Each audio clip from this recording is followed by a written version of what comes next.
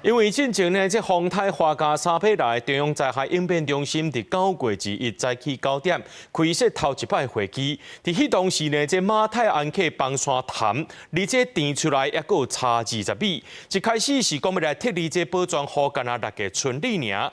不过呢，这下晡专家会议应变中心暗头6点的时阵，第3届会议就宣布讲，就要扩大到12个村里，人数对600人增加到700-8千人。当体镇长、乡长也拢讲，要来通知是有困难的。这中央和地方要安怎来沟通？来看这条新闻的整理报道。花家沙丰泰中央开设应变中心，21早起9点开始的第一场会议，每一场线顶直播，一直到崩山湖1楼的23下晡2点半进行。2天5点钟来开7场会议，宣布扩大thiết立的时间点，第2日暗时6点。这位官内政部长刘世芳讲，迄天下晡开会，代阳明交代团队拢建议爱扩大thiết立。凤林镇和光复镇都会有面临到一些困难。县政府代表表达有困难，刘世芳部长表示会增派军方人力全面协助，以清楚时间真迫。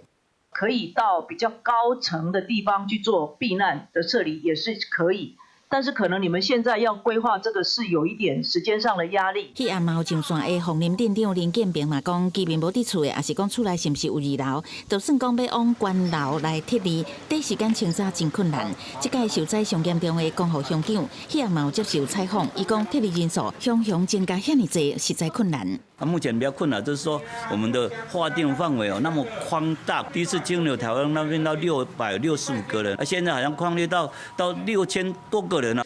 地方一直表达有困难，不过加工1楼前一天，林保署透过发布红色简介，地方强制thiết立工作也伫军方协助进行。再去应变中心第4届会议，这位官刘世芳持续表达会协助。到下晡第5届会议，县政府公布上新thiết立的情形。收容的人数目前我们是130人，垂直避难的有5348人。中央是讲，是以帮补的状况，第一时间来疏散，真感谢地方协助。那也要非常谢谢这个副县长跟秘书长哈，还有几位乡长哈以及村长的帮忙。做大水迄天下早起9点，离1楼时间还有5点半钟。第7届会议，县政府投入风灾无上线，比起前一届用了风灾thiết立600人，这届thiết立规模超过10倍。到2日下晡统计，拢总15个人死亡，7个人失联，100多人受伤。